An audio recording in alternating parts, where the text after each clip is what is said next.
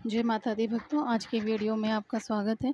आज के वीडियो में हम बात करेंगे दुर्गा सप्तशती के 9वें अध्याय के बारे में।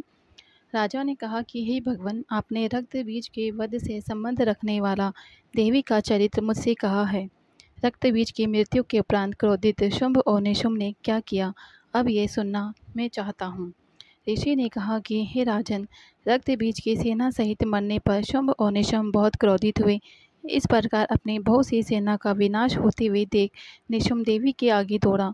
उसके साथ असुरों की प्रधान सेना थी और उसके आगे पीछे तथा पार्श्व भाग में बड़े बड़े असुर थे जो क्रोध से होठ चबाते हुए देवी को मारने आए।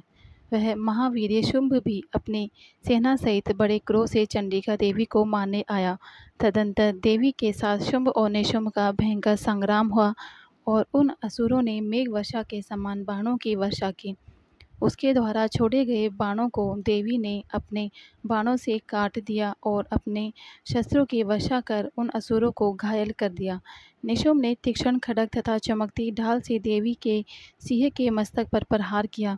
देवी ने अपने वाहन को पीटता हुआ देख करके शूरपुर नामक तीक्ष्ण बाणों से निशुंभ की तलवार तथा अष्टचंद्र की ढाल को काट दिया।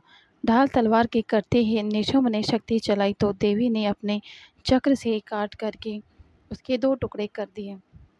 निशुंभ ने क्रोधित होकर के देवी को मारने के लिए शूल को फेंका, परंतु देवी ने मुक्के से उसके चूर्ण चूर्ण कर दिए।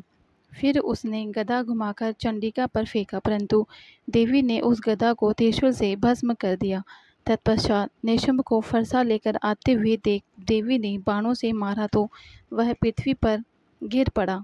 उस महान बलशाली निशुंभ को पृथ्वी पर गिरा देख करके शुंभ अत्यंत क्रोधित होकर के अंबिका को मारने दौड़ा। वह उत्तम अस्त्र शस्त्रों से सुसज्जित बड़ी बड़ी 8 भुजाओं से समस्त आकाश को ढके हुए रथ पर बैठा हुआ था।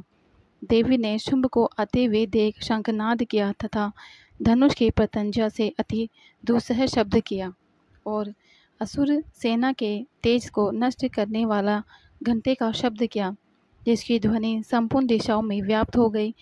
हाथियों के महामद को चूर करने वाले सिंह ने भी अपने गर्जन से आकाश, पृथ्वी और समस्त दिशाओं को गुंजा दिया। इसके बाद काली ने आकाश में दोनों हाथों से पृथ्वी पर आघात किया, जिससे ऐसा भयानक शब्द हुआ कि पहले के समस्त शब्द शांत हो गए।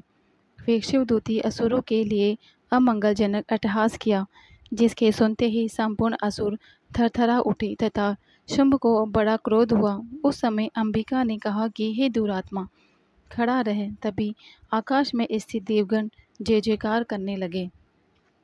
उस समय शुंभ ने अत्यंत भीषण अग्नि युक्त शक्ति छोड़ी, जिसे देवी ने अपने महोल्का नामक शक्ति से काट डाला। हे राजन, फिर शुंभ के सिंहनाद से तीनों लोग पूरित हो गए तथा वज्रघात के सदृश ऐसा भयंकर शब्द हुआ, जिससे सभी शब्द जीत लिए। शुंभ के छोड़े गए बाणों को देवी ने और देवी के छोड़े हुए बाणों को शुंभ ने उग्र होकर के हजारों टुकड़े कर दिए। फिर क्रोधित होकर के चंडिका ने शुंभ को त्रिशूल से मारा, जिससे वह मूर्छित हो पृथ्वी पर गिर गिरा। इतने में ही निशुंभ की मूर्छा दूर हो गई और उसने धनुष लेकर के बाणों से देवी, काली और सिंह को वार किया। फिर उसने असुरराज ने 10,000 भुजाएं बना करके चक्रों तथा बाणों से देवी को आच्छादित कर दिया। तदंतर भगवती दुर्गा ने क्रोध युक्त हो उसे अपने बाणों से सब चक्रों तथा बाणों को काट डाला। फिर असुर निशुंभ बड़ी शीघ्रता से गदा लेकर देवी को मारने दौड़ा। आती हुई गदा को देख चंडिका ने उसे अपनी तीक्ष्ण धार वाली तलवार से काट डाला। उसने त्रिशूल उठा लिया। देवताओं को दुख पहुंचाने वाले निशुंभ को शूल हाथ में लेकर आते हुए देखकर तत्काल ही चंडिका ने उसके हृदय में अपना त्रिशूल मार दिया। शूल से वह घायल हो गया और हृदय में एक दूसरा बलवान तथा पराक्रमी पुरुष ठहर ठहर करता हुआ प्रकट हुआ।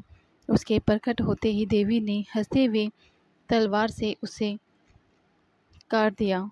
वह भूमि पर गिर पड़ा। सिंह ने अपने तेज दांतों से असुरों को खाने लगा। उधर काली तथा शिवदूती भी अन्य असुरों को खाने लगे। इतने में ही महाअसुरों को कौमारी ने नष्ट कर दिया तथा ब्राह्मणी ने मंत्रपूर्ण जल से बहुत से असुरों को निस्तेज कर दिया तथा वाराही ने अपने तुंड प्रहार से कितने असुर को चूर चूर कर दिया। वैष्णवी ने चक्र से असुरों को खंड खंड कर दिया। इंद्र ने वज्र से बहुत असुरों को मार गिराया।